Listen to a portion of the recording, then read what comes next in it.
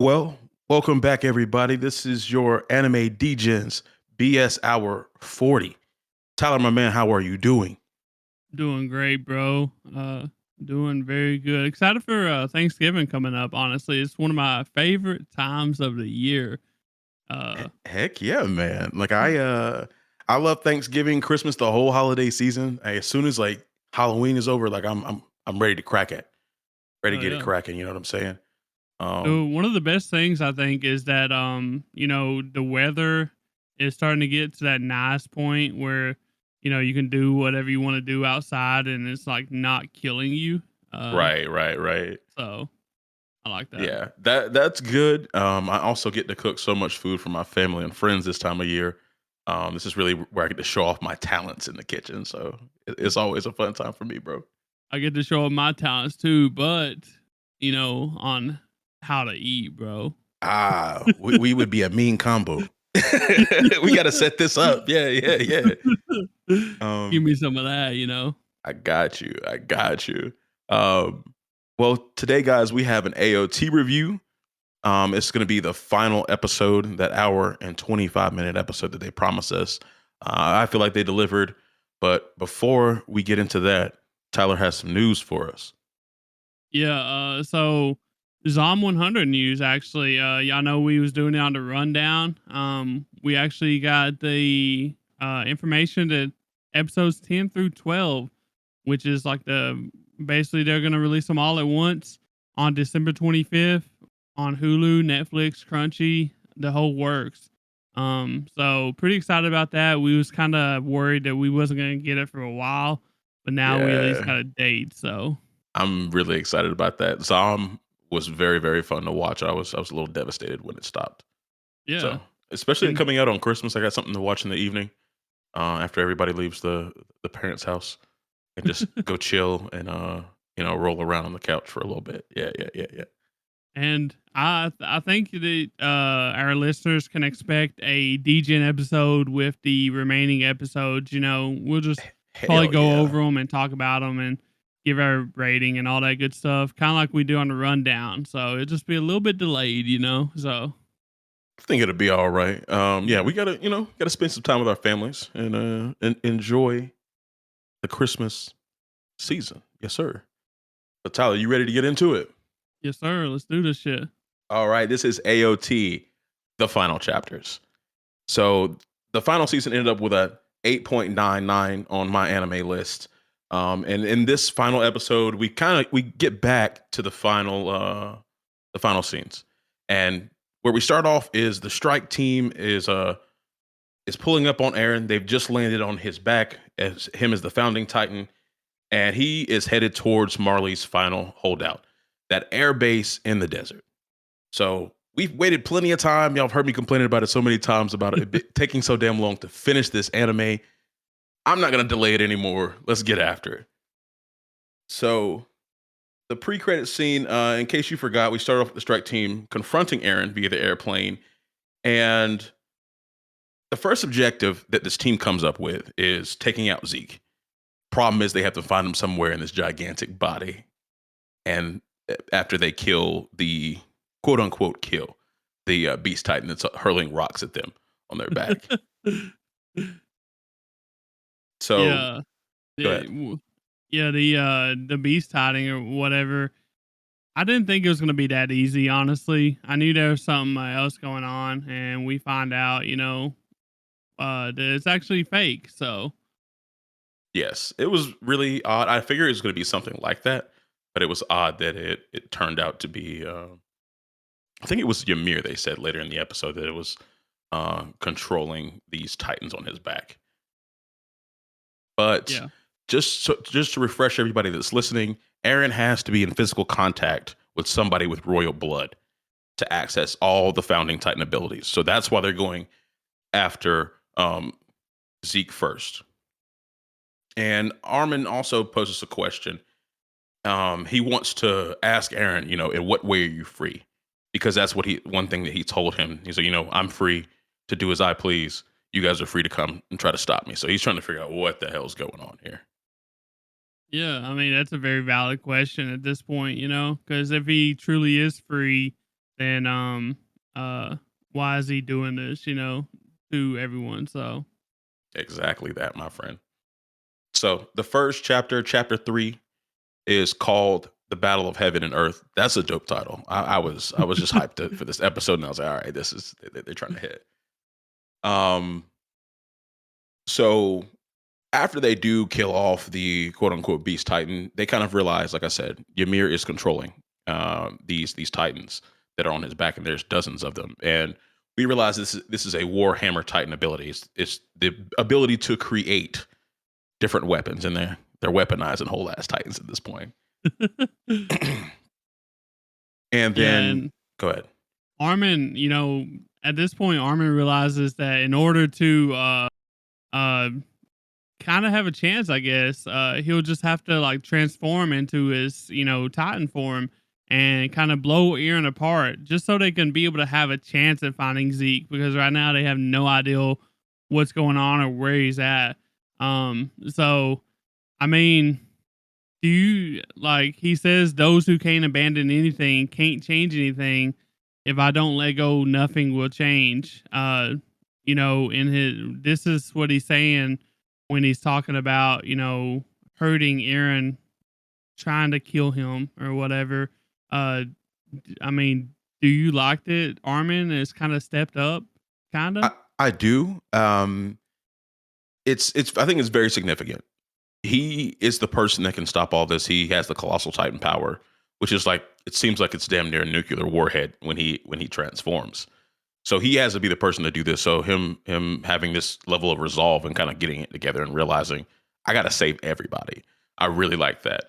And then you have the flip side of that, Mikasa like really still wavering a little bit and trying to talk it out, and everybody realizing that that's just not going to work at this point. It's a lost cause. Yeah, I mean, Armin seems to think that, Eren would be able to handle it. Him, transforming and being blown up. Uh, Me myself, I thought he could handle it too. I mean, he's basically the Almighty, at this point. So why wouldn't he Yes, be able to? Especially if Zeke's there, like, and Ymir. So like, why wouldn't he? So what about you, exactly. Bass? Yeah, there was not a doubt in my mind that they were going to have to like blow him up and eventually do so, but then he would survive that. I didn't think that would be the end of the battle, but I thought it would be a significant turning point of the battle. Yeah, and speaking of all this, like then Armin lets himself get kidnapped um before he can transform while he's waiting for everybody to get away.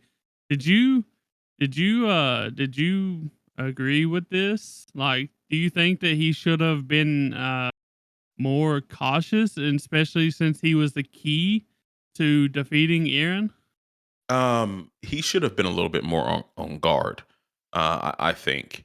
But they were kind of coming up with the plan on the fly. They should have like just dropped Armin off by himself.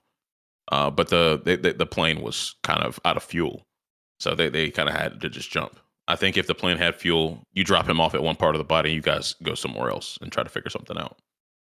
Yeah, I think at this point, like, why wait for everyone to get like, so I know he's in his feelings, Hmm.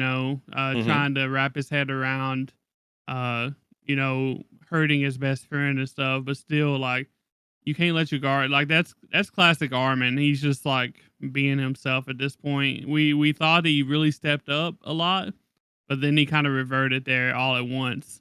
So Yeah, uh which I was don't good to see. So I don't know if I would call it like reverting. Like he was just waiting for everybody to get out of the way. Like even though they're on a mission right now and they are trying to like save the world, like he still doesn't want to like bomb his friends. He doesn't still want to kill his friends. You know, yeah, I understand that, but like at the same time, like he's in his head over here instead of watching his surroundings. Like, do you that's really fair. think it's gonna be Yeah, that easy? You're just gonna be able to stand there on the back of Aaron and wait for him to like, Aaron said, "Do what you want," though. He might not have think he would actually attack him. but they was getting attacked by the Beast Titan though, Yeah, yeah. so they had That's to true. know. That's fair. So Yeah, that's a good point. What was crazy though, and so Armin gets pretty much he gets kidnapped, but like he gets like gagged, so he can't like bite himself, and like they didn't even put a scratch on him, so he doesn't transform. And then the rest of the strike team ends up getting jumped by the old generations of the nine like Titan transformations. And Peg realizes Eren makes multiples of the past Titans and realizes they kind of have to go for Eren's neck at this point. She like kind of bolts. And I thought this was pretty cool because they saved the explosives that were wrapped around the plane that they flew in on because they were trying to stop them from taking the plane in the first place. Super big brain play Yeah. by Armin in that situation. I mean, he's he's the leader of whatever now. I forget what they're called, but he's the leader, right? So Of the of the alliance, commander yes, or yeah. whatever. So Oh yeah, of the forces. He's the yeah, commander now. Big man's above old well, why am I blanking on his name? The short Levi. King Levi. Yeah. Yes. But yeah, it was definitely a big brain by him. But you don't expect anything less from him, honestly. And definitely very brave of Peak. I didn't really understand what she was doing at first, but after seeing it, it was a smart move. I mean, but you almost wonder if that was going to be able to sever his neck, but you know, Yeah, I didn't you think just it don't know would. about it. So Yeah, yeah, it was a lot of dynamite or explosives, but I really didn't think it would make a big difference. And like the rest of the strike force thought she like just freaked out and bolted. They were telling her to like stop, and Levi was like, "Oh my god, like what is happening? Like we just got here, and like this is falling apart already. My man's kidnapped. We got Peck, bolting off to the front. Like what do you guys want me to do? I can only help you guys so much. I got 8 fingers, guys. Come on." Does he really have 8 fingers? Yeah. It's like trigger finger and his middle finger Oh, got blown off on. I think it's his right hand. Yeah, bro, he's still like he's 10 still times that better guy. than almost anybody there. So. Yeah, no, he's one eye, 8 fingers. It don't matter. But yeah, so um at this time I think at this time while Armin is getting like taken back, basically gagged, he kind of comes to the realization that Eren, wanted to keep moving forward, and that at this point he realizes that Ymir is could be the one that is fighting back so hard. Um because we know Ymir was on Eren's side, but do you think he has enough evidence at this point to confirm this? And that's one thing I'm like really not sure about. We see flashes of Ymir, and that's like the only thing outside of Armin saying it himself that kind of confirms that in my mind. Well, what about you? Yeah, I mean, I think at this point it's definitely very viable to think that Ymir is at the the root of this, because Hmm. Aaron literally told them that he's giving them the freedom to do what they want to do. Basically, so at that point you think that he wouldn't try to stop them, because that's what he told them that he was letting them do, the freedom to choose whether to fight for humanity, or let it happen, or whatever, freedom. So True. Yeah, he didn't want to take their freedom. That's not something he was interested in doing. Um, but on the flip side of that, like you have Ymir who is on Aaron's side. So you would think they would have like some kind of coordination going on. And one thing that just came to my mind is like maybe Aaron had her do that for some reason to maybe like delay them or something like that. I'll get into some of my theories later in the episode here. But yeah, I was thinking there was some reason that Ymir or Aaron had Ymir doing that while he's marching along. I never did really think about that Hmm. situation. Like I just as I just assumed that Ymir was doing it, because you know from what we understand, Aaron is doing this for his friends, and like I said, he told them that they was free, and it doesn't make sense for him to kill the ones that he's committing mass genocide for. So, Yeah. it doesn't Yeah. make sense. So Okay. Okay. that's Yeah. my, what I was thinking. So Understood. Understood. I'm gonna save. I'm gonna save a little bit of my stuff for later once we get a little bit more into it. Because it's a whole ball of yarn what I have in my mind right now. This raised a lot of questions for me. But the next scene, shit is going awry, right? So you have Connie being KO'd, hanging on by his ODM gear. Levi spitting up blood, like they're taking big damage. Uh, Jean is hanging on damage by ODM gear and is trying to save Reiner from falling off. This jumping of the founding Titan has returned into a reverse jumping. So they got that Una reverse card going right now on them. And then John like kind of like realizes like we can't win this. Like how we are right now, this isn't working. And I thought this was a really cool moment where Jean called Reiner part of the scout regiment. And then we get what may be called an ass pull. And Marco swoops in and kind of just saves everybody. But wait, hold up. Is it really an ass pull if they tell you the episode before that this is gonna happen, but you never heard about it before that?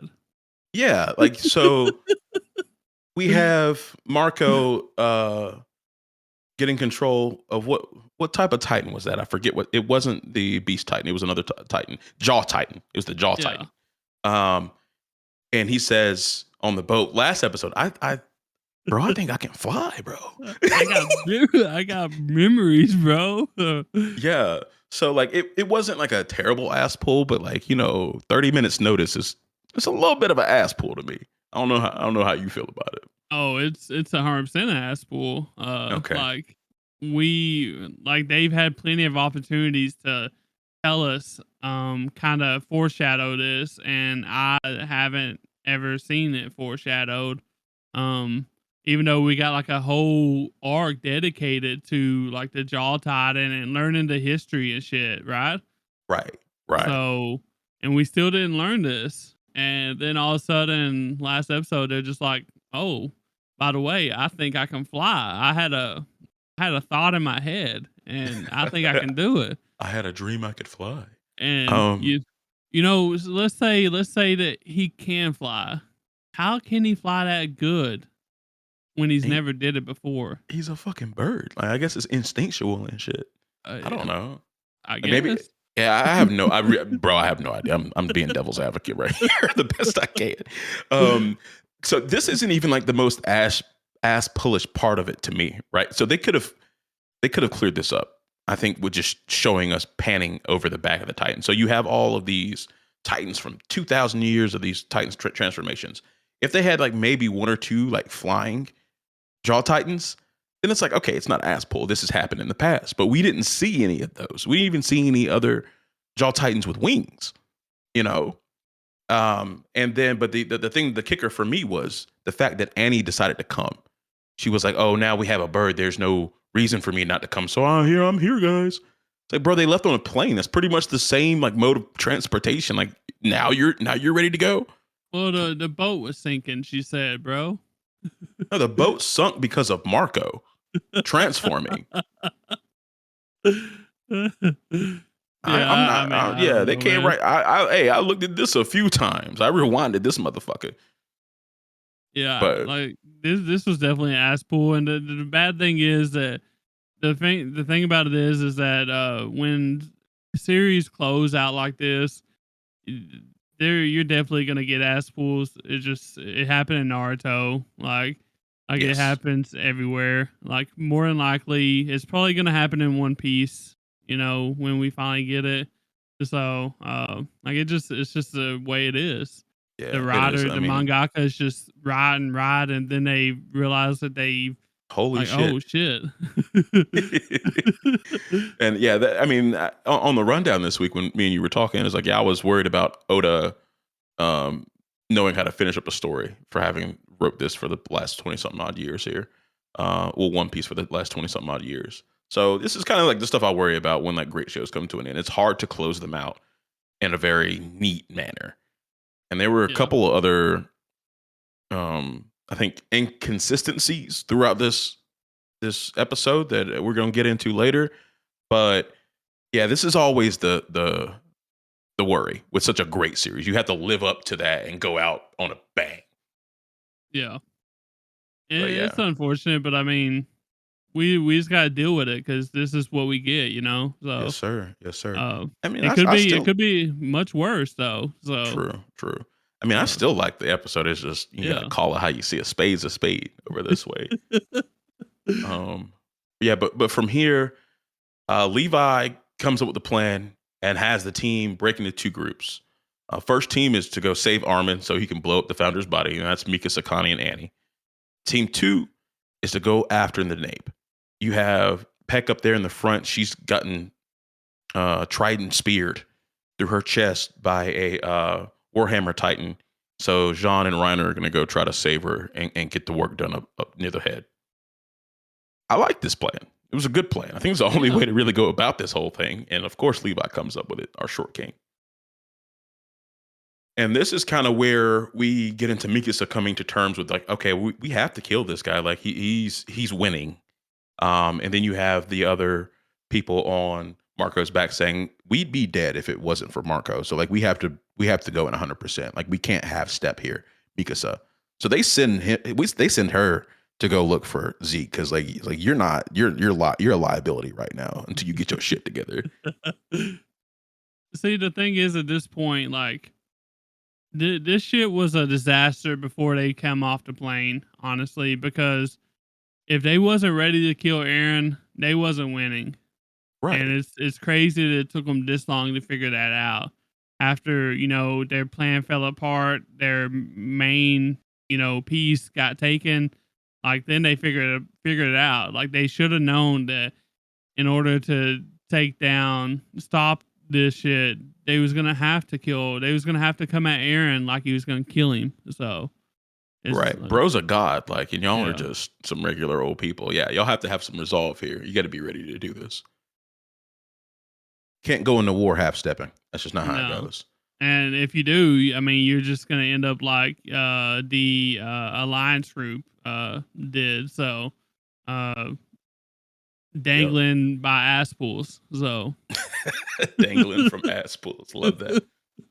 Um, one thing I want to talk about is so when Jean and Reiner finally get to the Nape and Peck uh, comes out of her Titan and transforms again. And we actually learn that she can transform hundreds of times in like one day. Is that the first time we learned about that? I knew she could stay in her Titan form for like months, but usually Titans can only transform maybe twice a day. yeah. So I mean, I I don't know if this is the first time we heard of this, but Mm, I mean, it's not very ass poolish to me. I don't think it feels like that, but because it didn't really help them out a whole lot, like the bird and the other things that we'll probably discuss in a little bit. right.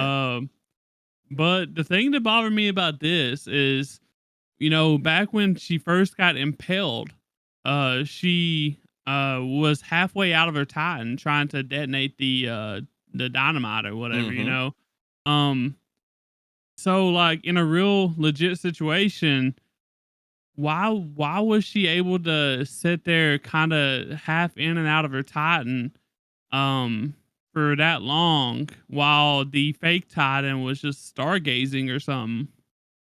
Yeah, that was really weird to me. I think I don't know. Like Yeah, I like don't know. Like it seemed weird. Like it didn't want to like try to finish her off.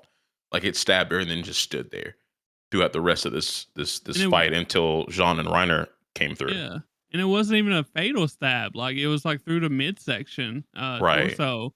Like we all know the nape is where it's at. But like I said, she was halfway out of it, and I feel like that if she could, transform this many times, brag about transforming this many times, that when the world is at stake, then why wouldn't you use that ability at that time to try to use the dynamite? I understand, for plot purposes, they wanted Jean and Ronner to show up and, have it happen or, have it more intense uh for drama purposes, you know. But I feel like that scene could have been done a whole lot better, honestly. Yeah, I think they should have showed her like kind of like going one on one or like 1 on 5. Like they're getting jumped. It is Yeah, what it is. instead of Um, just making her disappear for a little while, you know. yeah, I think she was waiting until she got some backup. I think she was expecting backup, and she didn't want to like fully leave her Titan until then. That's the best I can come up with. Yeah, I mean, I think that's the best that we can grasp at, honestly. Because like I said, in a real situation, like I don't see how that's happening. That's not happening. Like they're gonna kill you. They're not just gonna stand there and just look around while you're doing whatever you want to do. You Yes, know. yeah, So for uh, sure. it's definitely questionable. It's just a questionable scene. That could have been done a lot better, especially since she was gonna be like a one man stopping wrecking ball basically, and then she just stopped, and once she got confronted once, she just gave up. Kinda is Yeah, what it makes it seem like. So I think the war. I mean, the cart Titan isn't so much a fighter as it is in like an endurance machine. It has the ability pretty much to get killed over and over. So it's not really a fighter. So that's the only reason I think maybe like she was waiting on backup. She's like, I can't really do this by myself, but once Runner shows up and can help me out, okay, that's when I'll start fighting back. But as for the Warhammer Titan standing there, just like you said, stargazing, that doesn't make any sense to me whatsoever. yeah, and the thing is, in a very underhanded match, like they're the underdogs by a lot. Hmm. What makes her think, like, in this situation? What makes her think that she's gonna get back up? You can't depend on that. You gotta give it your all. Give your True. heart. So Yeah, uh, and I'll go ahead and start with my ball of yarn I talked about 15 minutes ago. Is I'm thinking maybe Ymir is taking orders or following what Eren wants to do, and she's just trying to delay them, not actually kill them, but delay them. And that's okay, why she had that Warhammer Titan just sitting there. So between not taking Armin completely away and pretty much kind of letting him back into the battle later, and then you have Peck being just kind of held there. It seems like is she really trying to get rid of these people? It doesn't really seem like that. You know what I'm saying? They did yeah, almost die at one point, but besides that, like I'm just, it's a lot of confusing things in this final episode. I think that some people some people's lives are off the line. Probably, I Hmm. think that if Mikasa or Armin would have died somehow, then it probably Aaron wouldn't have went through with this plan. You know what I mean? Since he Right. could see it, to see the future, kind of.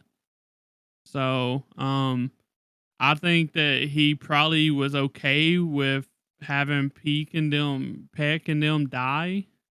Maybe. So I don't know. Like it's Yeah, just it seems complicated, but yeah, we know Aaron can see the end before the beginning. And we'll get into that too, guys. But I want to talk about Armin in the paths. So we see Armin talking to his body that isn't responding, and he's feeling guilty because he got a second chance in life, and he doesn't feel like he's doing enough with it. He feel like he's failing everybody that's fighting out there. And he says his body betrayed him at every chance it got. Other than like this moment right here where he cannot do anything, can you think of another time where like he just didn't like live up to an expectation after he got the colossal titan? Like I nothing's coming to mind. after he got it. Yeah, I feel like he I was d- pretty stout afterwards. Like you know what I'm saying? Yeah, but throughout his whole life, though, he's always been that weak link, That's between the true. three of them. So I Okay, think he looks at that. He don't really see himself after the colossal. He sees himself as a whole, I think, and he's always been the weakest link out of the trio. So, um, understood. that's what I think. Also, like at this point, I kind of thought Armin was dead somehow, and I kind of got a little sad, honestly. Okay. So I figured he couldn't be dead because he's like the linchpin to this whole operation. That's the only Yeah. reason I didn't think he was dead. But it was weird seeing him talking to his body and like crying onto his body. Like, what the fuck? They done a But good job. So, that was a powerful scene. That yeah. really like it got me down in the dumps there for a second. I was like, I know he wasn't dead, but it was so hard to see Armin being so hard on himself. Like he called himself a piece of shit.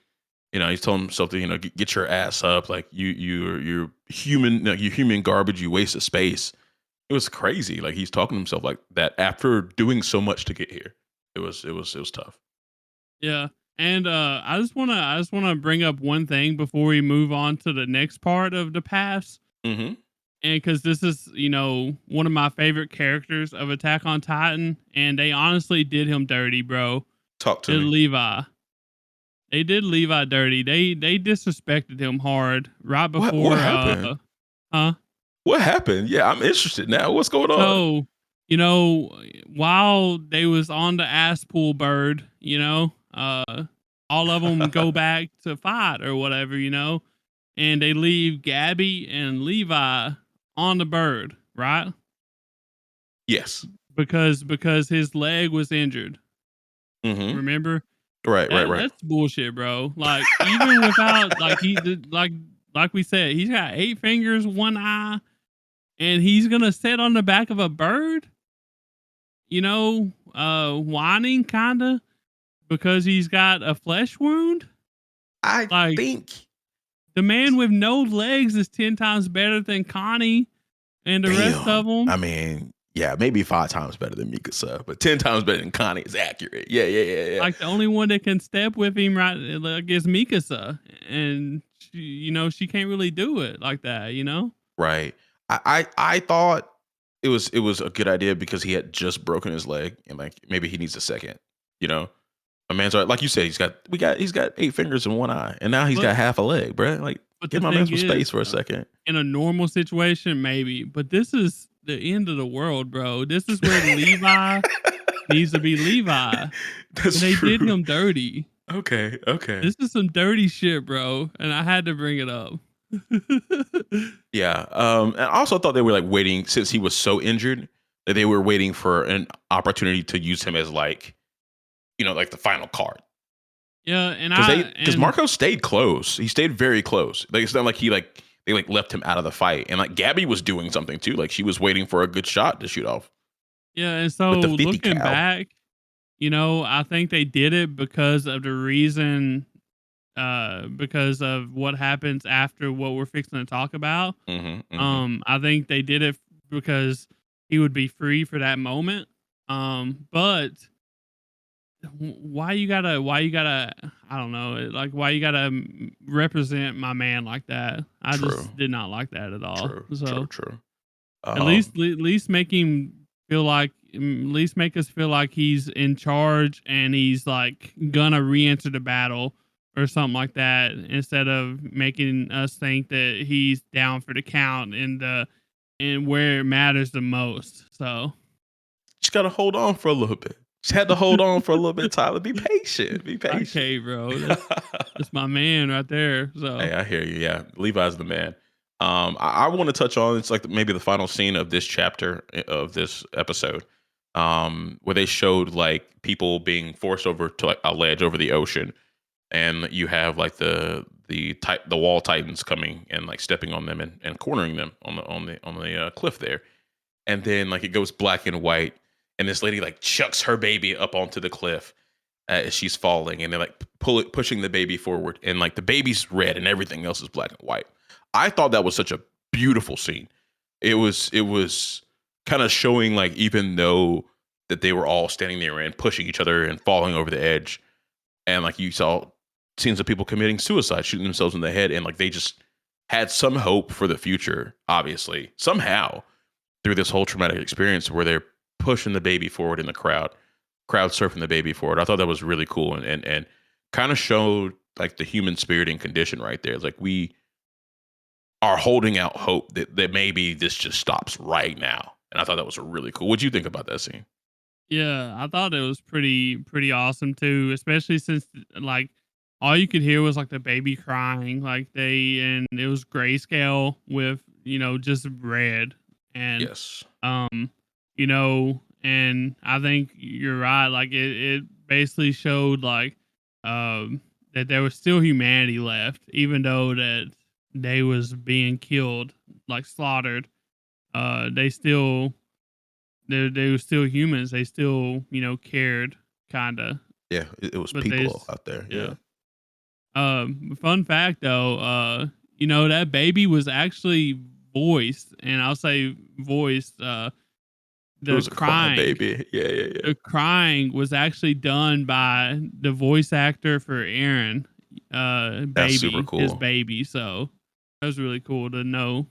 So That's a great fun fact. Good look start right them at a there. young age, I guess. Wonder how Yes. they got that baby to cry like that. Like, did they just like wait for her to start crying and then run it into the recording room real quick and be You, like, you, "Oh you just yeah, give it a little pinch. Just give it a little dead." pinching babies. I'm just curious, bro. Like, I want to know. Yeah, it probably just took his passy or something. It doesn't take much to make a baby cry. Like my friends have started having kids, and it does not take much at all. But yeah, Um, that's really interesting how they got like that's actually really cool. So yeah, that's dope. That really is dope. So next, guys, we have chapter 4, A Long Dream.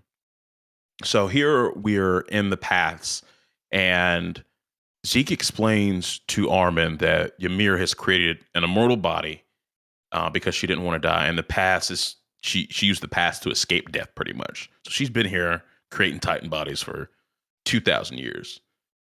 But however, neither Zeke or Armin understand why Ymir has stayed in the past, obeying King Fritz's orders to protect the Eldian people, slash his children. Um, and Zeke really hasn't looked for a way out when our Armin asks.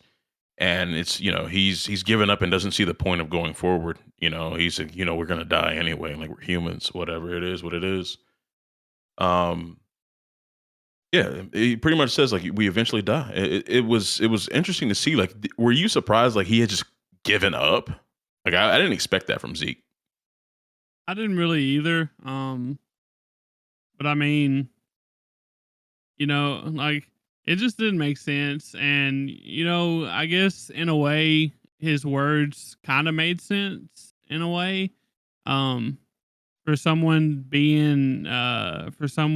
like him and Aaron who kind of have a predetermined uh path, or so they think.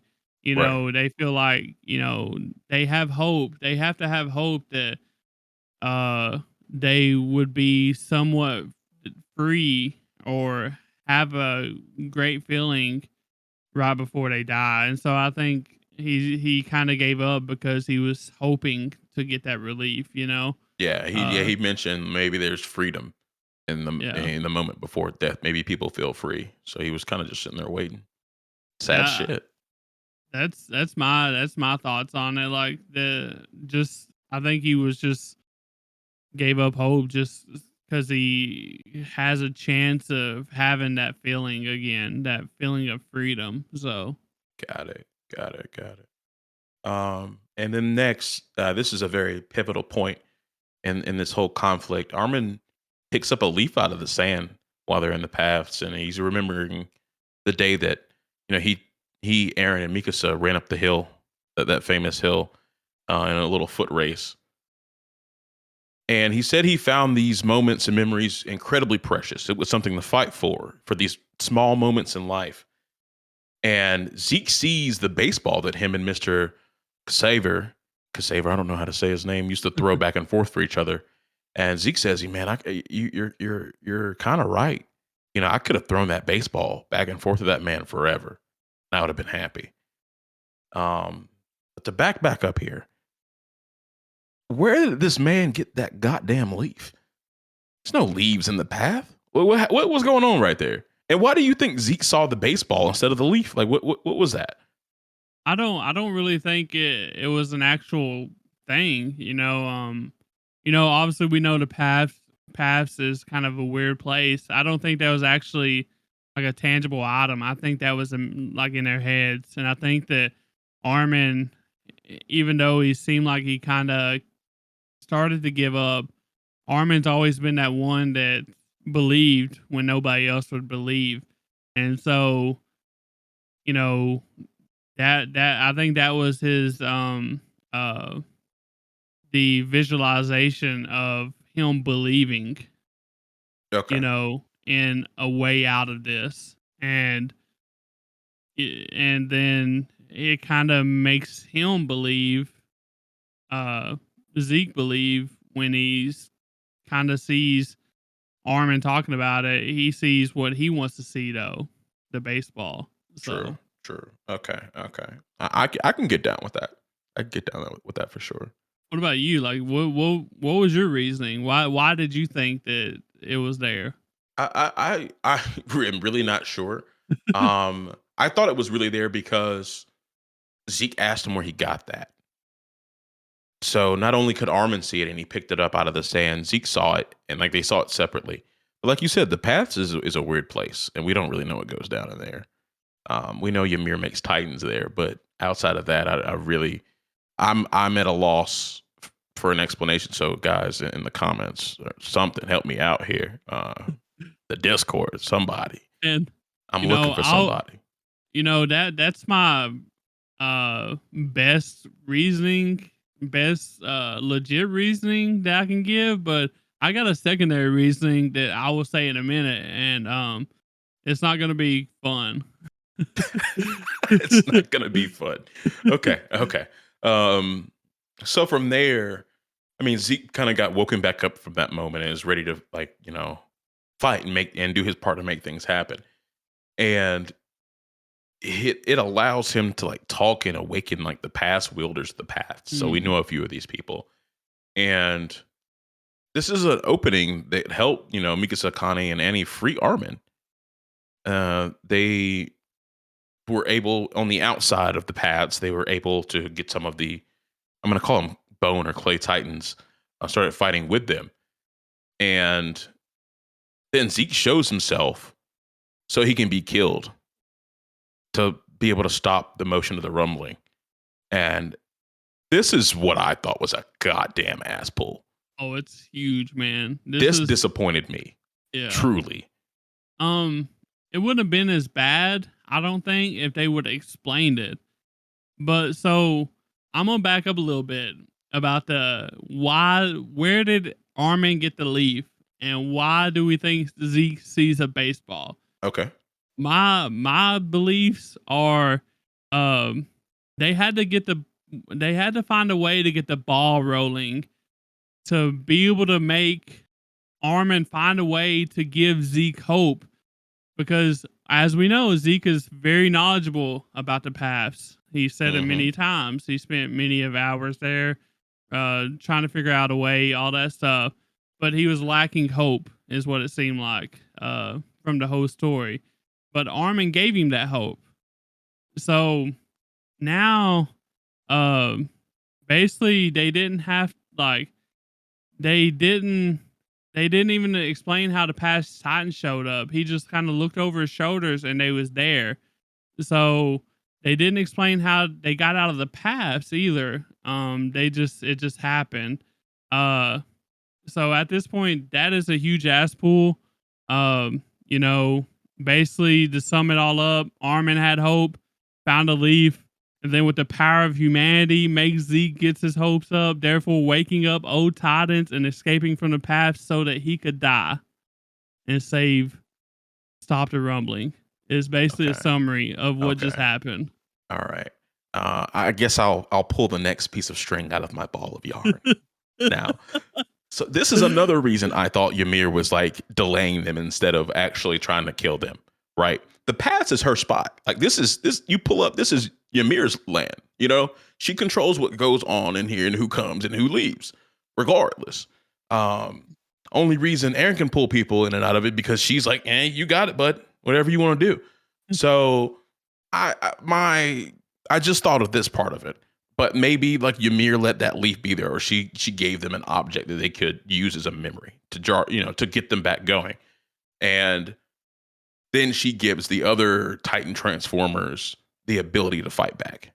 because she's controlling. Like we've already established that she's controlling all this stuff as far as like the clay or the bone titans that are on his back. So that's my theory about this. She's trying to delay them for some reason.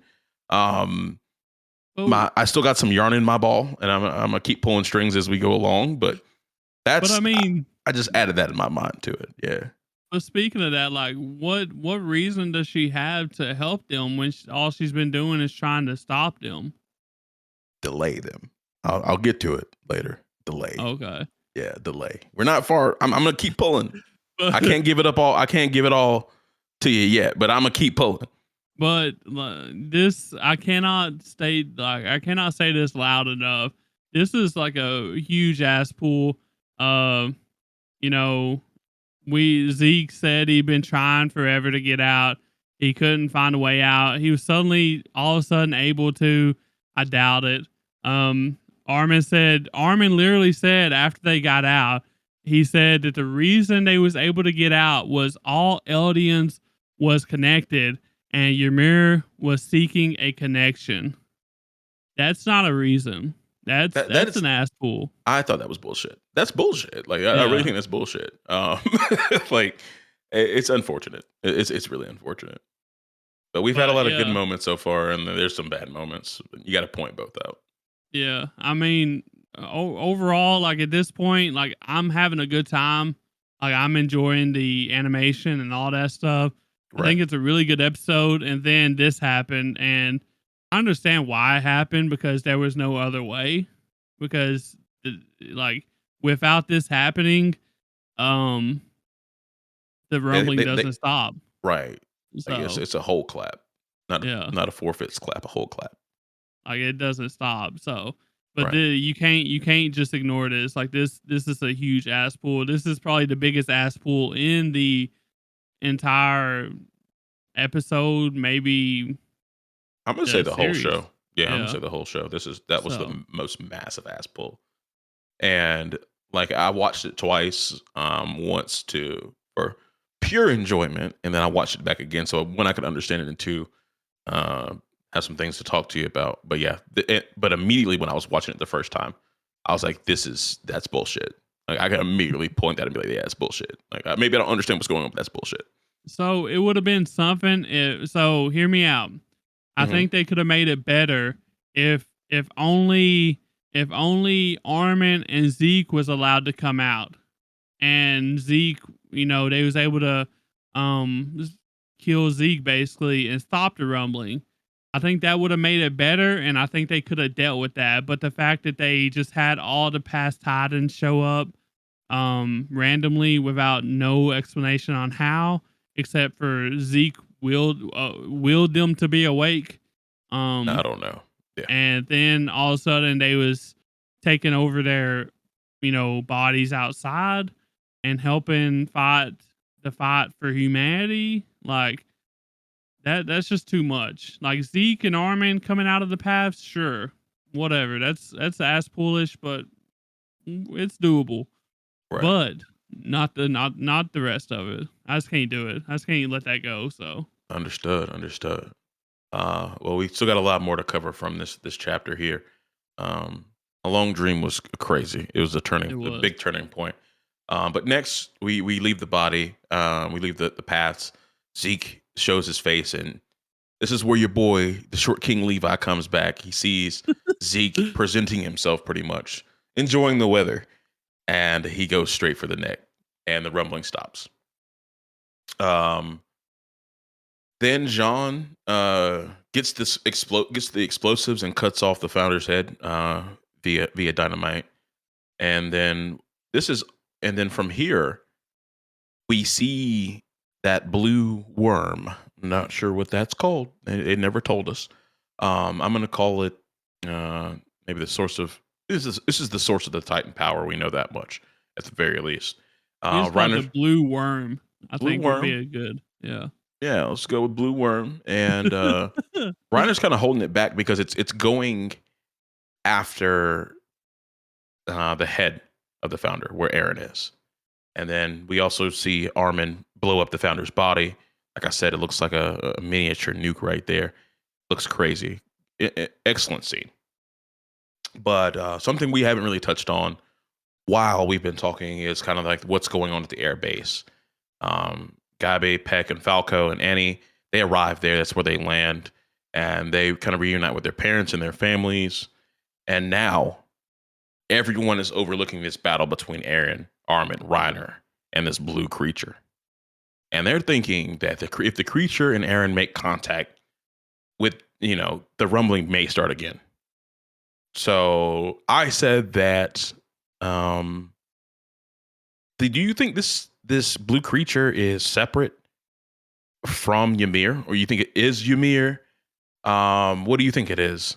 Well, it's what give Ymir the powers to begin with. If you remember her going into that tree a long time ago, Yes, it's sir. what. I mean, it didn't really look like this exactly, but it was like longer and stuff when they showed. It's just like the embodiment of the Titans, basically.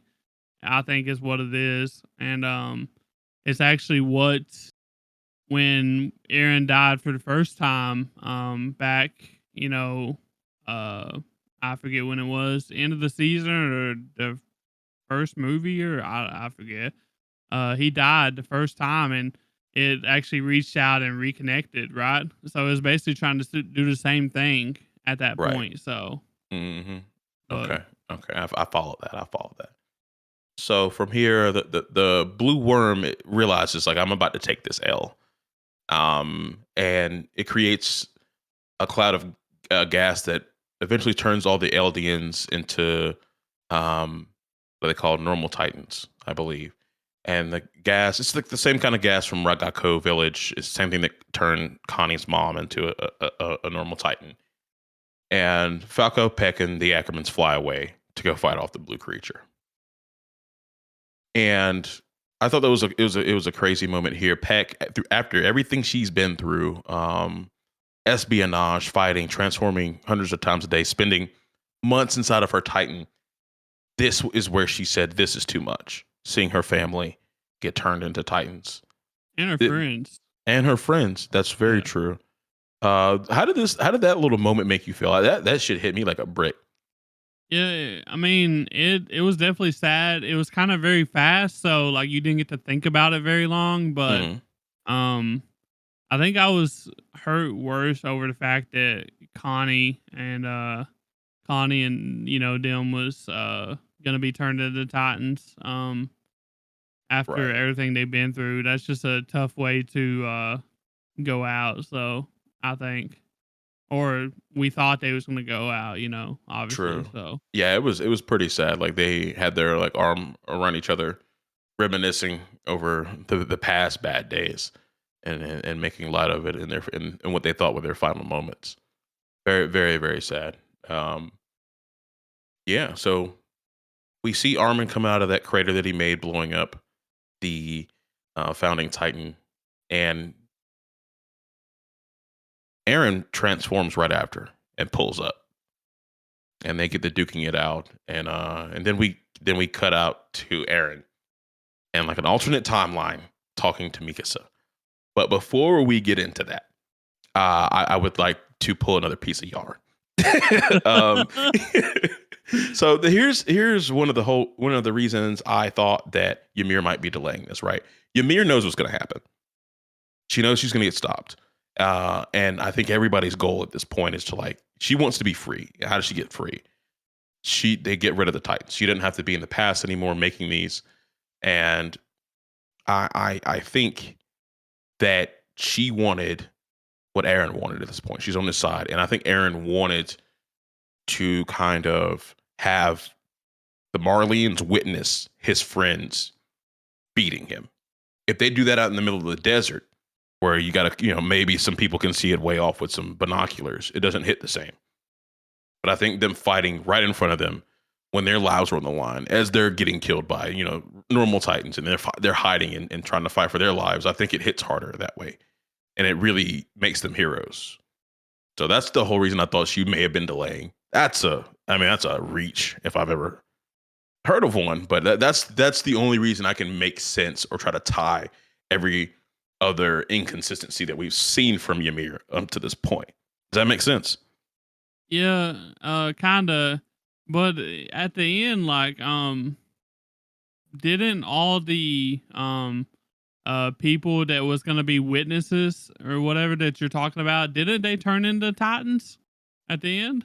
No, you still had the military people there. Oh, they was different. Okay, I thought it Yeah, was all on the same those weren't alien area, kind of. But Eldians. Yeah, those weren't Eldians. oh, Uh, okay, those you're were talking about it Marlians. was somewhere else. Okay, I got Yeah, you. so the Marlians were still up on the cliff as the normal Titans got called to come deal with Reiner. So they were still watching what was going Okay, on, and they had a that front row makes seat. sense. Yeah, I was gonna say if all of them got turned into Titans, then who was who was watching? gonna Yeah. be witnessing it? So, Okay. but I mean that does make a little bit more sense. That does help their case out. Um, I mean it's a possibility. Like, I mean, but I feel like they could have maybe said it if that was somewhere or even kind of pointed towards that if that was the case. But I think it's one of those cases where I think some great writing, and I think, well, any great story has to do a good job of showing you and not telling you. yeah, If you just tell somebody and you give it all up, it's not really a compelling story in the same way. It doesn't make you think. So I think, I don't know what the writer here was thinking in his mind, but that's the only way I can make this make sense. And like all of the work that you put in the last 10 years into this, I don't think you would risk screwing that up in an hour and 25 minutes. yeah. I mean, your theory, like it makes a lot of sense. Honestly, like Ymir has the power to to do everything that happened that we are saying is an ass pull, except for the bird. Right. She didn't have Right. that power, but The bird is probably yeah. my biggest problem. Yeah. Um, Yeah. but I could see this. I could honestly deal with this. And then if this was actually true, you know, and it could be, and then maybe it wasn't an ass pool. But at the time it seemed like it was an ass pool. True. And Yeah. it still kind of does. But maybe not as big as an ass pool, especially if you start looking at what you're saying. So Okay. Yeah, it's something I thought about during my second walkthrough. I mean, second playthrough here.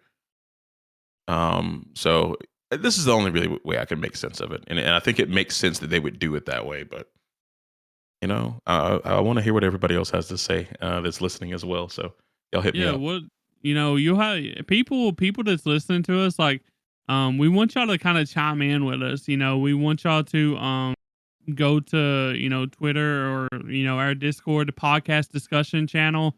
Let us know your thoughts on it. Um, all that good stuff, because we want to know. We want to know what y'all think too. So Right, and like and it comes down to like I think everybody online was a little confused about this whole last episode. Um, So like, if you don't think we got something right, challenge us on it. You ain't got to be an asshole about it, but challenge us on it and we can talk about it. Like I'm down, hit me up on Twitter, hit us up on Twitter, or Discord, like he's saying. Like, yeah, this is something, it's a conversation we want to have with you guys as well. yeah, I Um, mean, I went into like this like right as of 5 minutes ago. I thought that was the biggest ass pool that I've ever seen, but Bass, just talking about it just a little bit, like, maybe it wasn't, like we just, you know, we have to think about it a little bit. So yeah, I'm trying to give Issa Yama some credit here. I'm holding you up, bro. I'm holding you up. Um, maybe he got it like that, I don't know. yeah, we, So we don't know, but the next part of this we have, yeah, like I said, Aaron talking to Mikasa directly. They're in an alternate timeline that Aaron has placed her in to talk to her, and he created a reality where they ran away together once they got to Marley. Aaron was, Mikasa confessed her love to him, and he wasn't willing to use his powers to pretty much wipe out the whole world. So this is what happens, and they're two months away from the invasion of Paradise, and they're just living, and they're going to live out the rest of their days. This is what Mikasa would have wanted in her own mind. So he's kind of like throwing old girl a bone, which I kind of appreciate until we get later in this fucking scene. Excuse my French. So he asked Mikasa to throw away her scarf after he dies and just forget about him. He's trying to do the right thing for Mikasa, I think, in this moment. But is that a fair question to ask somebody that like loves you this much, bro? I don't think that's right. I mean, it's definitely not right, but it's I think it's the right thing to say. Okay, okay. Because he knows that he's gonna die, and he wants to make sure that she knows that it's okay to you know go find another one. Go live your life. Go be happy. Don't hang on to him, even though he may not be feeling that way. I mean, it's the only thing. It's the only right thing to do, right? I guess, but like I think he in that moment, like he could have like acknowledged her feelings a little bit more, instead of just saying you got to let go of this shit. I He did think he acknowledge her did feelings though. by putting her in that position, and saying and like and telling her what happened and like that they ran away together. But she's gonna know that's fake. But Yeah, that's but also a big gesture now that I'm thinking about it. that's what I'm saying. But looking at it, he went through all that trouble to make that reality or alternate like reality a thing for her. That way she could live with herself because they spent so many years in that fake dimension or whatever, but she remembers that. So like Very true. Very true. that's very touching. Like Yeah, yeah. that's more Um, years than she would have got if he didn't start the rumbling, right? Because he was gonna die in like what, a couple? four, four Yeah, years. Yeah. yeah. It, So it was it was a cool moment. I just think he could have said it a little different. Maybe I guess, but it is what it is. We can agree to disagree on this one. we're talking about Aaron though. He's literally committing mass murder because he's not very smart. So Dumbass, old dumbass. At least he knows it. But yeah, to go back to the battlefield, we go immediately back to the battlefield, and this is kind of the moment that Mikasa gets her resolve. Like she's like, "Yeah, I won't forget about you." She says that first. No, I won't forget about you, because who would? Like that's her guy, and she puts the scarf around her neck and goes to kill Eren, and we see Levi bust open the two front teeth of Eren's colossal titan and go in, and then Mikasa goes in, and then we get this, I think, a beautiful shot of her coming through the front teeth, and then you see Eren open his real eyes as Mikasa's like wincing, and then she like cleanly cuts off his head, one hit KO, and then she hits the "See you later, Eren." That shit hurt me. That shit hurt me. I had to pause it for a second. I didn't cry or nothing, but I was like, damn, this shit is heavy. You know. But one thing I want to talk about before we actually talk about this, and I'm going to ask you about it too, Tyler, is how do we think that Eren got the power to turn into a fucking colossal titan? well, he's got all the powers, right? He's got all the Titan powers, right? Yes, yes. So he was able to do it because he's got Like shit like Ymir gave him the power to do so. yeah, like he can do whatever he wants. Okay. Basically, he's like the Titan, uh, like K- he on their back, right? Did they not have like a partial colossal Titan show up? That's the one that decimated Levi and all of them at first. Remember that? Yes, Bertolt. Yeah, Yeah, Bertolt. yeah. We established that was Ymir doing that though. But your mirror was still there. Remember? She showed up at the Right. last second too, so she's still there. So it's Ymir letting him I think so. through that. Okay. That I think tracks. so. Like I Okay. don't really know the logistics behind it, but No I'm one does. pretty sure that Aaron could have changed into any Titan if he wanted to. Obviously he Okay. wanted to be the big, scary looking grudge Titan, but uh, With the long hair, the dreads. Yeah. yeah. Shake them shits. But I mean that wasn't possible after Armin and Reiner and them blew it up and decapitated him and stuff like that. So, Okay. uh, But what did you think about the scene with the beheading? I mean, I thought that was like a very sad but lovely scene. Honestly, it was a beautiful scene. Because one thing you got to see is when Eren opens his eyes, like it was like just a millisecond, and the funny thing is you kind of think about what Zeke said. Zeke said right before you die, for someone like him and Eren, I'm assuming Eren's the same way.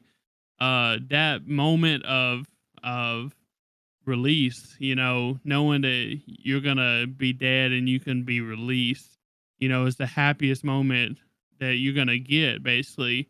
Well, Aaron got that. Plus, he got to see the one thing he truly cared about right before he died too. Right. Like that was what he seen. And honestly, like that's more than he deserves at this point for being a True. mass murderer. Yeah, it's genocide 10x. Yeah. Honestly, more. He's killed billions of people. But yeah, I thought that I completely agree with everything you just said, man. Um, and like him saying that, well, Zeke saying that you can be free in that last moment, and Mikasa being the person to give him that moment, that glimpsing, fading moment of freedom. That was poetic. Shit was Yeah, I gangs. mean, because think about it. Does he really know what killed him?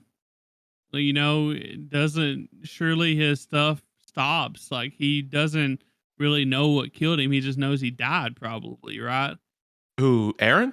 Yeah, Aaron. I think he knows because he opened his eyes because he saw Mikasa But fly into his mouth when he was the Colossal Titan. I don't think he realized that. Like I don't think he had enough time to realize what happened. You see what I'm saying? And I don't think the I don't agree future. with that. I don't think the. Huh? I don't agree with that because he You don't opened think his so? eyes. I think the whole point of showing Mikasa's reflection in his eyes is that he got to see her one last time. Okay. Yeah, I mean, it's that was a really good scene though. Yeah, I mean, regardless, it was I just phenomenal. don't I just don't know if like I don't know. Maybe you can look at it like Mikasa's finally giving him what he wants, kind of making him happy one last time, kind of. You know what I mean? You can look at it Yeah, like that. Maybe he that's knew it was coming, and maybe knew he was gonna be released into you know. So you can look at it like that. okay because he would have seen Mikasa pulling up. I think through his Titan eyes. He's like, "Oh, it's here. Okay. It's time." So he had time to True. react. Yeah, because he knew what was happening out there. But yeah, it could go either way. But Mikasa kissing a beheaded person is fucking crazy. That's nuts. That's He just devious got work. beheaded, bro. That's devious work. He's still warm. Wonder if bro kissed back. And then you got Ymir behind them smiling. Like it was just that shit was creepy. It went from like a 10 out of 10 to me. I was like, yo, what is this? But Yeah, it was definitely a beautiful scene. The Ymir part was a little bit weird, but and the kissing part was very weird, but I mean, like she just had to kill her soulmate, yes. I guess. So Yeah. like I'm I not letting I this shit guess. slide. I can't let it So slide, dog. This is crazy. That's devious. this is where Bash draws the line. Hell yeah. Big red, thick ass line too, boy. She way over that bitch. Hell no. That's nuts, boy. But yeah, that's the last thing we see from chapter 4, A Long Dream. And then next we're gonna get into the final chapter, the final chapter, Towards the Tree on That Hill. So as you know, we wrapping up with Ymir creepily watching Mikasa kiss that beheaded head. We go to Eren talking to Armin, and he's taking, they're kind of sitting on like a dock sort of thing. And while they're having this conversation, Eren confirms that he was just trying to push away his friends during their last meeting where he beat up Armin. And he said he hated Mikasa, and that her Ackerman blood was making her like drawn to him. So I'm glad that he cleared that up out of his own mouth. I think we all knew that, Oh yeah. but like it's different hearing him actually say it to me. Yeah, I'm glad too. But like you said, I think we all knew that. I think they even knew that. I mean, Armin even said that he was trying to do it. So, Yes, but it's yes, good to see that Eren actually says it. And this talk that we're talking about, this happened like way before this time. This is a flashback that got erased or whatever. So, yeah. from It's pretty much Armin's memories coming back because Aaron has his talk and then erases memories. So yeah, he pushed them away so they could be on the other side, fighting for humanity and trying to make them become heroes. Which that by itself is admirable, but when you add in the whole murdering billions of people part, it doesn't sound as good. So from there, we get into a conversation about Ymir and the rumbling, and he's like, "Yeah, come take a walk with me. I'm going to take you to all the places that we wanted to go from our book that you showed me." And he's confirming as they're looking at these things that Ymir obeyed Fritz for 2,000 years because she loved him. Some serious Stockholm syndrome. And then she found someone to break her free. And he says that was Mikasa. And Armin reacts to this and he's very surprised. He's like, why was it Mikasa? He's like, oh, I don't know, man. But she knew something I didn't know at the time. And then Eren says he was just moving towards that future where Mikasa could bring about the change. And I think one thing that's important to note from really, I think this whole conversation is very, very important to the overall story and helping people understand what happened.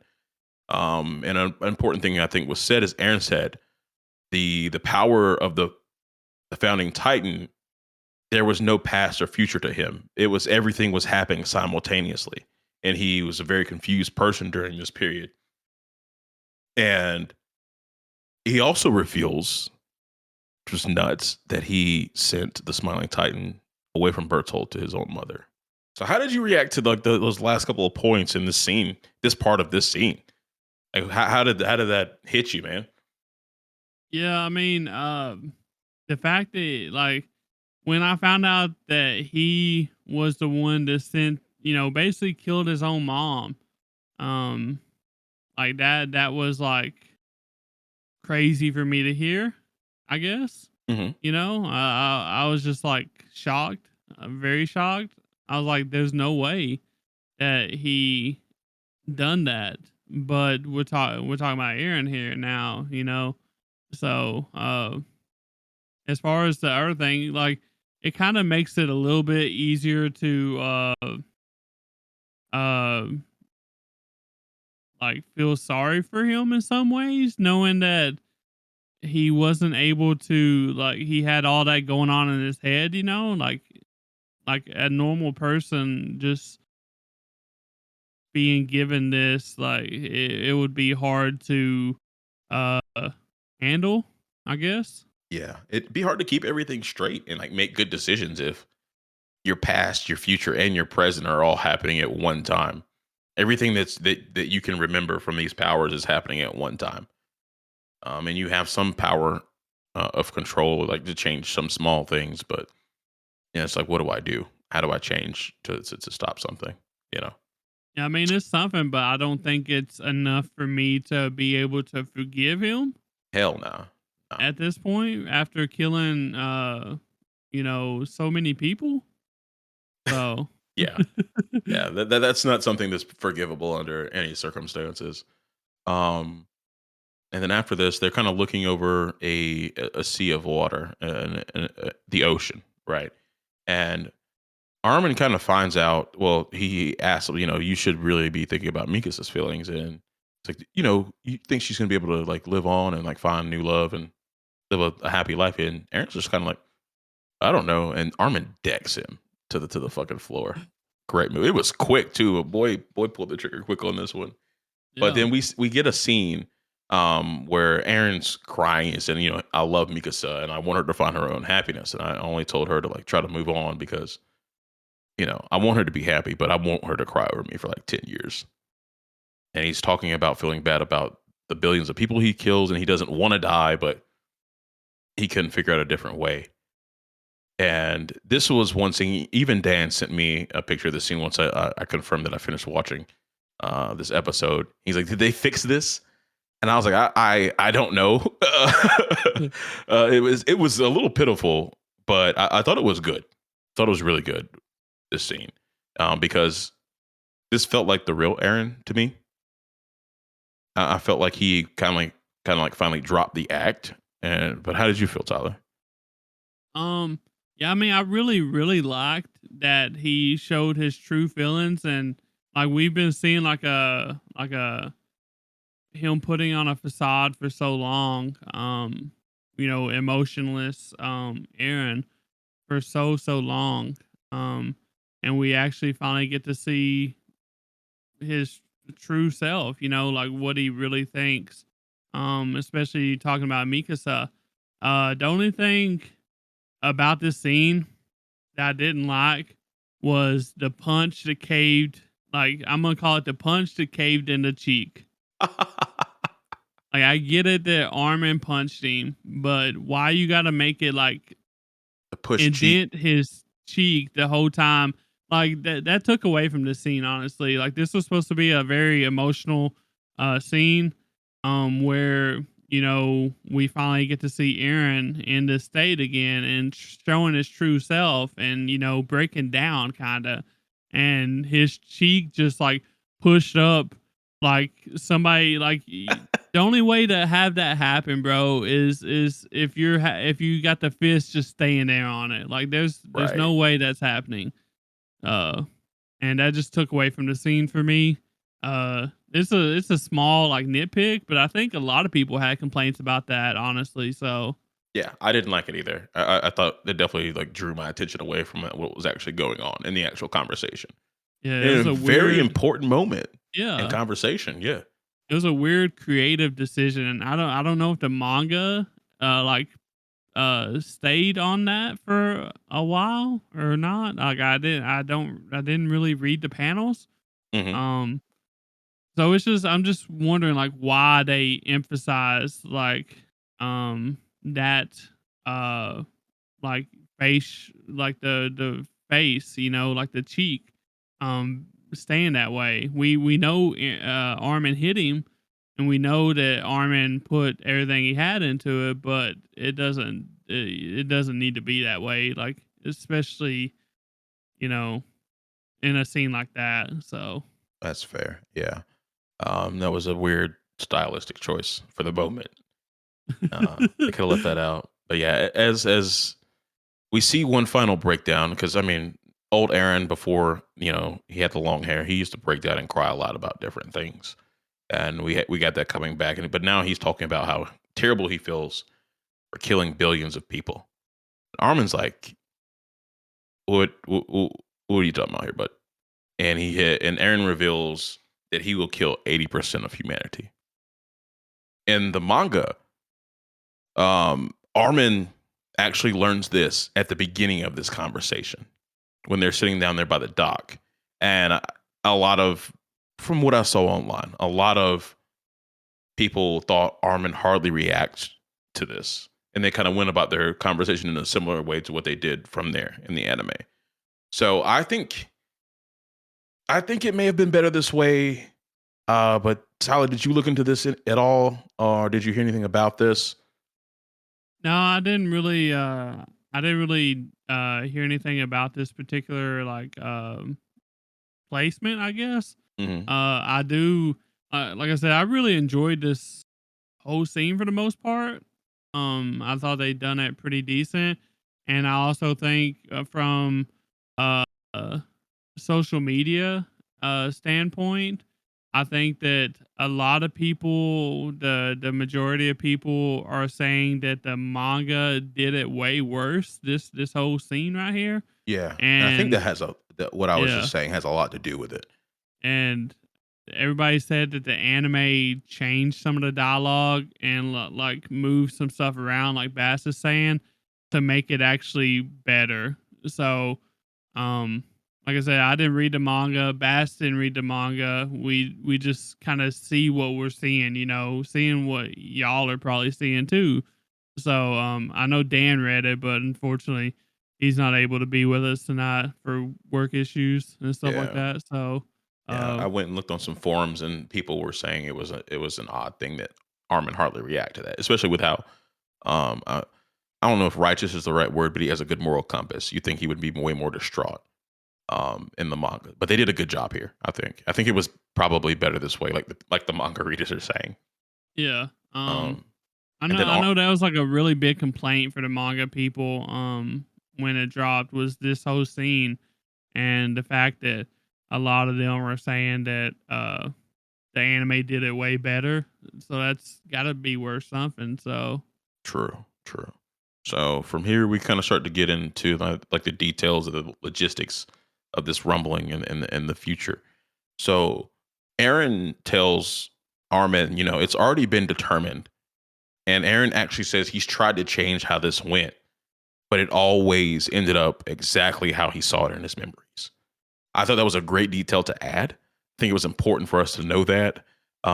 Maybe he didn't want to have to kill 80% of the people. He knew he wasn't going to succeed in killing 100%. But a question I have for you is, so can Aaron or can he not change the future? Like, what's your thoughts about that I mean, I think he can and the past as well? I guess. Yeah. like obviously we know that he can to some extent, but like at what point can he at what level does that stop at, Right. um I mean I think there's ways that he probably could have stopped it, but um was those ways that he was willing to give up um certain pieces because True. he probably wasn't willing to give up what was required to give up in order to change it that drastically. You see what I'm saying? That makes sense. Yeah. Because, like, I mean, immediately after this, he says, like, I did want to level it all. Like, he wanted to live and level it all. So, but he thought he was doing it to protect his friends. But he ended up killing Sasha and Hanj in the process, and he calls himself a garden variety idiot, which I agree with. True. He said he's just an idiot that got a hold of power. Um, and something I kind of took from this was like it's twofold. He wanted to do it, but I don't know if he wanted to do it in this way. I think he was just kind of falling into that whole freedom thing that he was going after, and he kind of got a little over focused on it, and we ended up in this situation. Yeah. Like it I don't like it's just one of those things like we really don't know cuz it really didn't get shown to us like Hmm. how much of a um how much of a difference he could make. I mean, we Right. know that he was able to send like the Titan after his mom to make it keep on going, and we know that he, went back and talked to his dad to also keep it going. So like he could have like he changed it in those times. You know what I mean? Those Hmm. was willing times that he changed it, To changed the make sure the future. rumbling happened. Yeah. Yeah. So like he can change it, but what is he willing to give up? He was willing to give up his mom. He was willing to like forsake his dad. But Yeah. And what some of was his he not willing friends. to give up? So Right. He even gave up some of his friends. So like I yeah. think it's him like saying like, yeah, nothing is was important as leveling this place. But right after this, Armin puts some of blame on himself for showing Eren the book of the outside world and painting a picture for some hope. Because I think like the big thing, this is where Eren really went from being content with his like life and then wanting to be free and outside of the walls. This is where the freedom Eren kind of takes over when he's a kid. And I think once he saw what was outside, across the sea, this is when he like turns and it's like, okay, fuck all this bullshit. This isn't what I thought it was. I have to fight, fight, fight, fight, fight. You know. So with both Armin's and Eren's dreams coming from that book, like, how do you think they turned out so differently? Well, like I'm not sure honestly. Like Armin was always a different personality. From the get go, he was always the one that I think that's the reason why they were so different. Plus the fact that Armin didn't get Titan powers. He didn't obtain powers for so long, and Mm-hmm. Eren got it at earlier age, earlier time, and so I think that has to deal with it a lot too. And I think also that um a lot of uh what's the word? A lot of stuff was placed on Eren, uh and made him stressed, I guess, Mm-hmm. kinda, or like you know what I'm trying to say, right? Yeah, he had a lot more pressure Yeah, on him he had on a lot himself. more on his Yeah. plate, at a very early age. I don't think he could handle it. And then he got that, you know, then he started messing with all the time, future, past, present, all at once kind of shit, like we learned about. Like it's the type of shit that changes you. So Right. Right. And kind of my thoughts to answer my own question in a way. Um, was yeah, like you said, like I'm gonna go with something you said is like they had different personalities. I think Armin was more curious about the things, but then Aaron was like, "Oh, these Titans took something from me. They took my freedom." Right. So it was more vengeance, and that's what drove him to want to flatten everything because it took away. These are the people taking away my freedom, and they just want to kill me. It's kill or be killed now. For me and my friend. So I think that was something how they're a little bit different. Armin just wants to go see what the hell's up out there.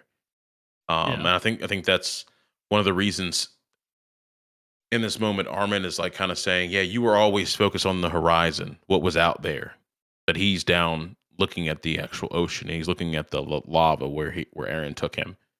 And, it just seemed like they were very different about what they thought on what was going. Well, their motivations for wanting to go outside of the walls. yeah, and to kind of um take this a little bit further, and talk about Armin and how he changed.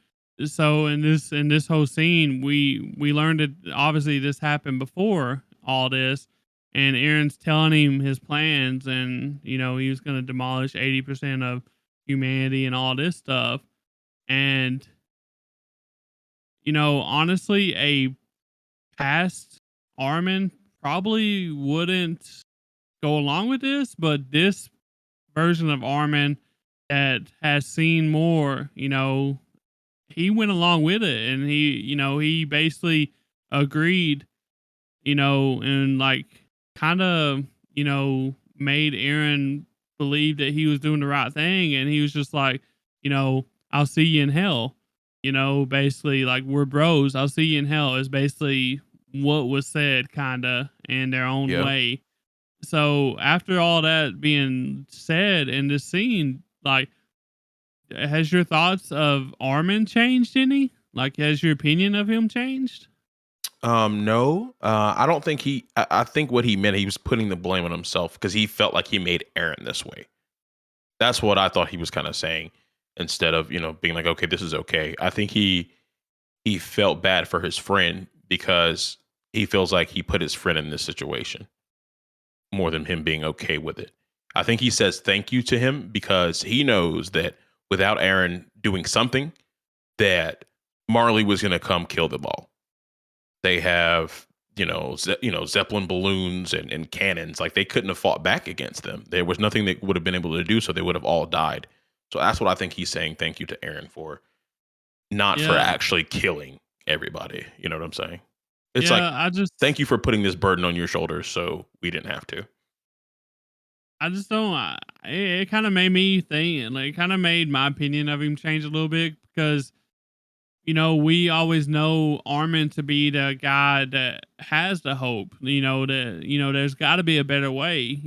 All this stuff, but he really doesn't like push for that any. Like he just kind of goes along with him there for a minute, and I think that he I don't know, I probably wouldn't have changed anything, but you know, I feel like that someone of his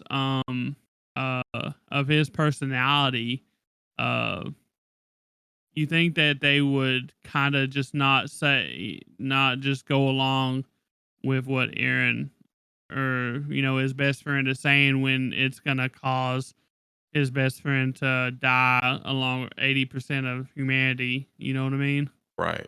Um, So but um, to like kind of push back on that, he did say to Aaron like there has to be another way to do this. yeah. But I think when Aaron came back, I was like, it's already been determined. I can't change it, which is kind of a white lie. It's definitely a Yeah. white lie. But Armin saying like, okay, like this, he's just not gonna do anything different. I was like, I kind of have to accept this in some way, and that's why he Or also says, like our next fight will be a battle to the death.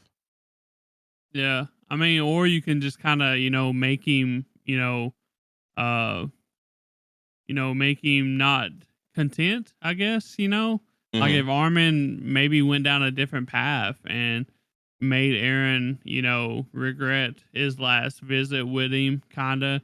Maybe Aaron starts to think a little bit harder, try a little bit more. You see what I'm saying? Right, right. Maybe Okay, he didn't maybe push ask back enough Armin for against it. help. Right. So I don't Okay. know. You just needed more of an argument out of Armin here. I think Yeah. so, Okay. especially with him showing so much emotion when the Mikasa scene hit, like the Mikasa like love, like the 10 year, all that stuff. Hmm. That's a lot of emotion, and then when we get into the 80% part and part about him killing the world for them and them being heroes and stuff, and he just kind of like, okay, you know, uh, are you sure you want to do that? Are you sure about that? And he's just like, yeah, I'm sure. And he's like, I guess, I guess I'll see you in hell, buddy. I'm responsible too, I guess. So I mean, Okay, I that's fair. I think yeah, that's very fair. Um, but yeah, after this, we kind of go back to to the current day, and there's no more Titan powers, and everybody's turned back to human. And Tyler, I believe you had a question for me here that you wanted to ask. yeah. What do we think was the reasoning behind like Ymir and the Titans disappearing around this time? Because we know they only existed because of her love and her obedience to King Fritz for all these years. So why do you think, or why do you think they're gone? They Um, left. because I was thinking maybe that was Aaron's final act, or maybe if you kill the founder, it all goes down. Maybe one of those two things are like the two reasons I had in my mind as an answer to that question. Okay. And Ymir not having any more Titans, she doesn't have to obey King Fritz. She's free, so everything falls apart. Okay. That's the best I got. What was your thoughts on it, man? So I really do think that. So we'll bring it back to the part where she's standing there watching Mikasa kill Eren and smiling. So I think at this time she realizes that, and this makes a lot of sense to me, that Mikasa really loved Eren, but she decided to go ahead and kill him in order to stop him. And I think that Ymir sees this and Ooh. realizes that, oh, hey, you know, well, she really loved him, and I really love King Fritz, whatever. And I think that she kind of seen their situations kind of resemble, and she was like, well, I can, disobey King Fritz kind of like Mikasa disobeyed Eren in a way by killing him, and still love him just as much. You see what I'm saying? Yeah, Yeah. that's actually really good. Yeah, I like that And I explanation way think better that's than why my she was own. smiling Okay, while okay. that was happening, because she seen that Mikasa still loved Eren just as much, even though she just kind of killed him, and so that let her have the ability to let go of Fritz in a Yeah, way. and I think So, that makes sense because Ymir was relying on Mikasa. So that your theory, I think, is correct in this case. and they even For say, I think sure. Eren even says like a couple times that Mikasa was the one that changed Ymir, right? Yeah, that Changed would her end all mind or this. something. So Yes. So it wasn't Aaron himself. Yeah.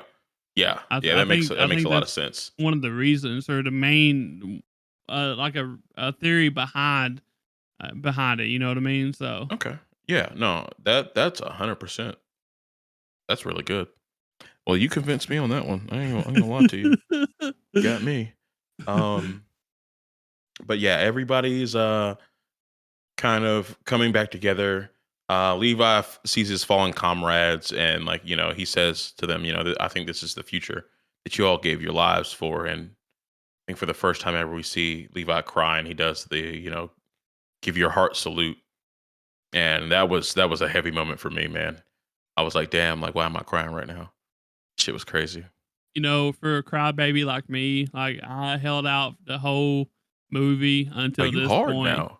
Oh, okay. Oh, okay. Here we Yeah, go. this point is what got me, bro. I started bawling like a crybaby, like Momo. I started crying like Momo here because, like I said, that's my man. Like we get to see Erwin and Hanj and all of them, and and at this point, I honestly thought Levi was dead and he was seeing the afterlife, kind of like Hanj did. You know what I mean? So hmm Yeah, there was I some weird was, stuff going on in that mist over there. yeah, And then we also saw Mikasa talking to Ymir and saying, your love was kind of fucking weird, dog. Like, that was some messed up things that happened, and we had to kill. You guys had to killed a lot of people. You can't get those lives back. But she said, rest in peace to her in the end. But Mikasa at the end of this kind of goes to bury Eren's head at the base of the tree where he used to take naps. And yeah, from there we get into a time skip. I think a lot of this stuff is not as important to the story here, so I think we can kind of rip through it a little bit. Um, if you want me to stop somewhere, just say something, Tyler. the only thing that I care about is seeing my man Levi handing out candy. To the children, leave out for the children. Yes, That's sir. that's a hell of a retirement job. I love it. 10 out of 10. Yes. The main thing I'm going to point out from that time skip 3 years later is Eldia formed a military led by the Jaegerists. This is due to them fearing retaliation from the rest of the world. And it seems like Historia and the people in Paradise are really ready for war. But Historia kind of realizes that everybody's actions caused what Eren did and this current situation they have. And then you have Armin, Peck, and Reiner, Annie, and the others going to visit Paradise Island as a kind of a peace envoy, suing for peace. Um, which is very interesting because these people were once fighting, and now they're going back to the island years later after defeating like the most powerful Eldian that they know, like everybody, someone that everybody looked up to, and they're afraid that their little boat's going to get shot down. But Armin's saying that they think that they're going to want to hear their story, and I believe that same thing too. I think they made it there safe, I mean, and how else did they hear about what happened? You know what I mean? It's not very good communication with 80% of the world gone. You know what I mean? So right, right, they're going to want to hear it firsthand. Like you guys killed him. Like what the fuck happened? Like what? And why are you guys all friends now? Even more than that, like you guys are like hanging out. You guys used to like try to kill each other. Like what's going on? So that's a fair point by Armin there. And then we get a scene of Mikasa waiting, for her friends to come back to Paradise. She's waiting at Eren's grave because she knows they're going to show up there eventually. And in this moment, we kind of get a scene where a bird comes down while Mikas is crying and wraps the scarf around Mikas's neck one final time there. And what was your interpretation of this? This is something I did want to touch on. Um, I think it's I think it's the show's way of reminding Mikasa that Eren is still with her, Right. kinda. Because I think the birds or whatever has been used heavily throughout the show, right? And they're like, Correct. It's a symbol of uh, freedom. Yeah. yeah, freedom. And what did Eren embody? Freedom. That was his whole thing. Like he freedom. So True. it was a really cool scene. I thought that they added there. It was like basically, just them letting Mikasa know that Eren might be thinking about her, kinda, maybe. Yeah. My first watch through was like, say, is this man a bird now? I was like, no, no, no, that's not how this went. I was like, it was more just like symbolic. Yeah, I was like, okay, calm down, Yeah. Bass. Yeah, yeah, yeah. Um, and then another thing I think that ruffled people's feathers was the credit and post credit scenes. We kind of see Mikasa get old as a family, and she's kind of still going to put flowers up there, and then we see a picture of her I guess in her casket. Um, she's getting buried with the scarf that Aaron gave her. I thought that was a really cool moment. But then after that, we actually see that time goes by, maybe hundreds of years. And unfortunately, Thousands. thousands. Okay, I let's think it's yeah. thousands. You think it's thousands? I was thinking like Yeah. maybe 400 or 500, but yeah, it could be thousands. Yeah, thousands. We'll go with it. And yeah, unfortunately, war starts all over again. And I think that's one of the things that Isayama was kind of telling us, and Aaron also touched on it during their conversation with Armin in the flashback. Was I mean, war never ends. It's a constant fight. People are going to fight, and Aaron even realized, this isn't the resolution of conflict. The world's going to start back up once there's more people. And did it make it seem? Did it make everything seem pointless to you, Tyler, at all? I 'Cause that was like mean, one of the biggest critiques that I was seeing, but Twitter's full of bullshit. We all know that. so, like, if you're talking about, pointless that Aaron was gonna stop violence altogether, sure, but that's not what Aaron's goal was. Aaron's Right. goal was to give his, create a peaceful life for his friends, and he did that. He actually did that for many of their generations. You know, it wasn't until way, way, way, way down the line that the war started up again. So he achieved his goal, and even at that point, like, it wasn't Titans anymore. It was, like, stuff that he couldn't control. So True. he did True. what he set out to do in a way, even though it cost 80% of the world, but he did it. Cool. And then the last part of the post credit scenes, you wanna wrap it up for us? Yeah. So the last part, we finally see a kid walk up, and they got a dog with them too, and got a backpack on and stuff, and everything's all grown up. Like uh, the city and stuff was all destroyed, and it's like ancient city and stuff. It looks like in the background, and they go into the tree, and the tree has opened up, kind of like the way it opened up for your mirror back in the day.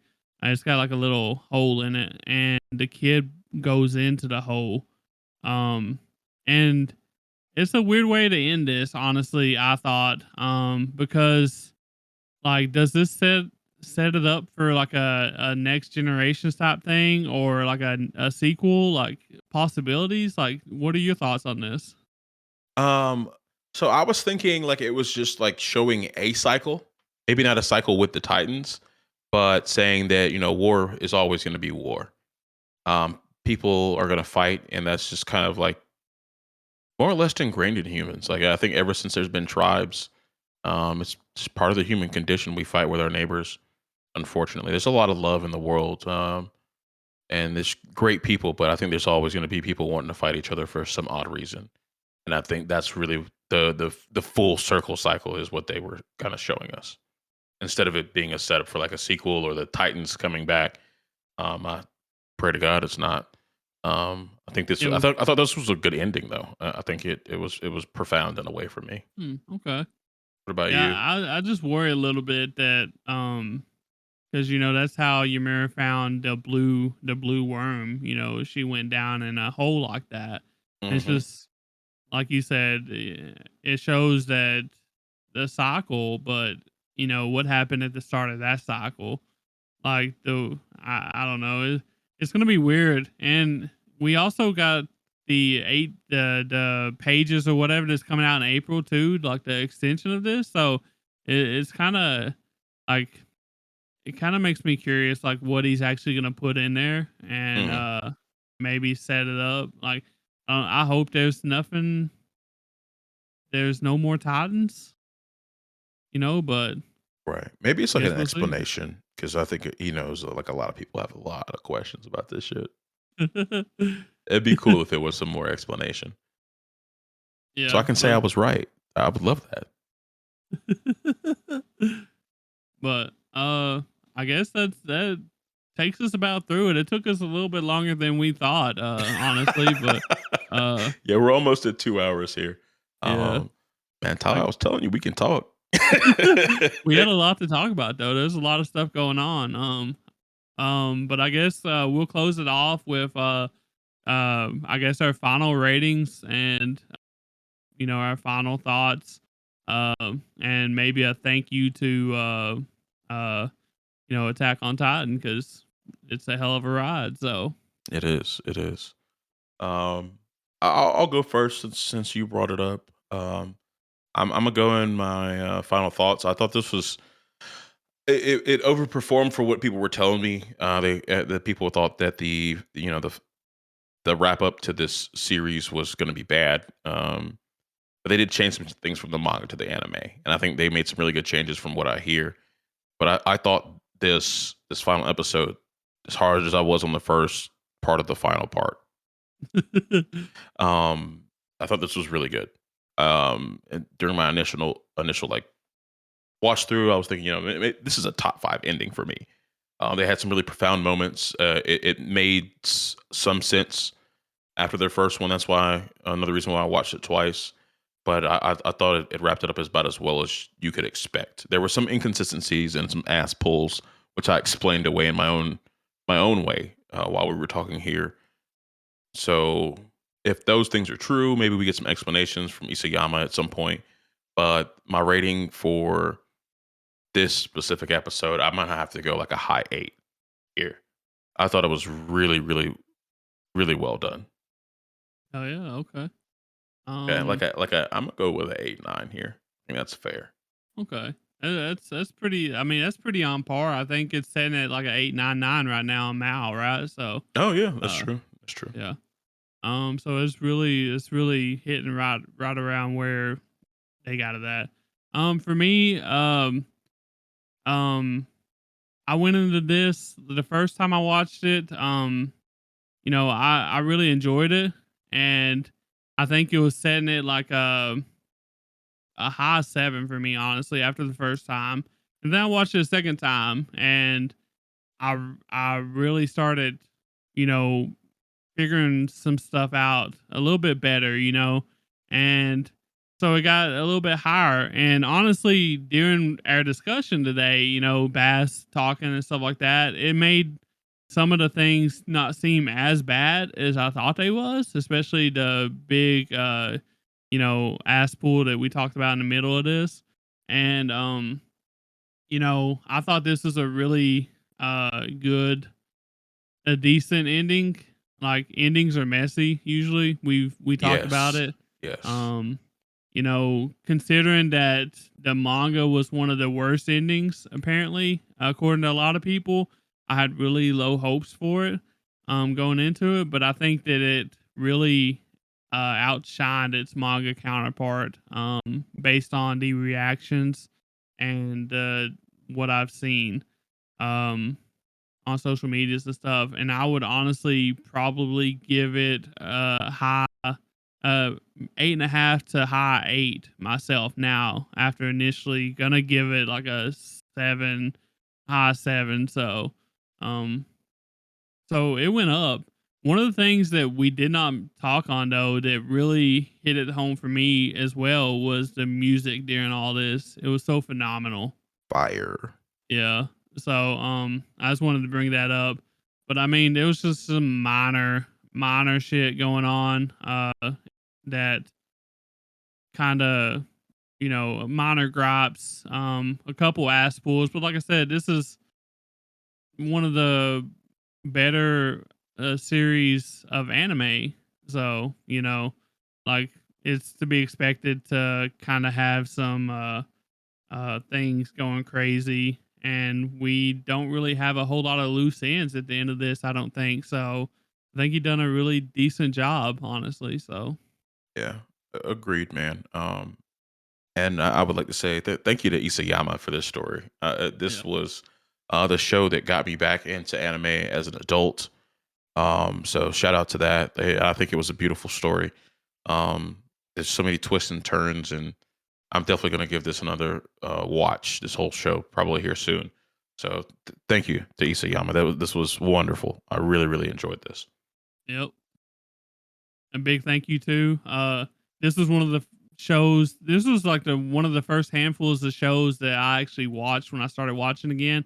And I really compared it to Game of Thrones because in its own way, it was like it. Like anybody could die. It was pretty dark. Yes, So in order for them to be compared to that by me, which is Game of Thrones is one of my favorites of all times, like it means something, So I'm glad that they done this halfway decent because we like I said, we all know endings are very messy, and it could have been a whole lot worse, but we actually done it pretty decent. So, but very good, very good. um, I guess if that's it though, I guess we'll wrap her up, right? Sounds good to me, my man. Alrighty. So next week we will let y'all know there's probably gonna be some scheduling changes. But we'll post them on the socials. So make sure you follow us everywhere. Linktree.com/anime Degens. Join the Discord for the best updates. Make sure you rate the podcast, bro. Like it helps us out a lot. And tell your friends about us. I think we're funny. Don't you think we're funny? Oh yeah, for sure, for Yeah. sure. Yeah. Tell your friends. Let them laugh a little bit too, bro. But we'll see you when we see you. So later, bros.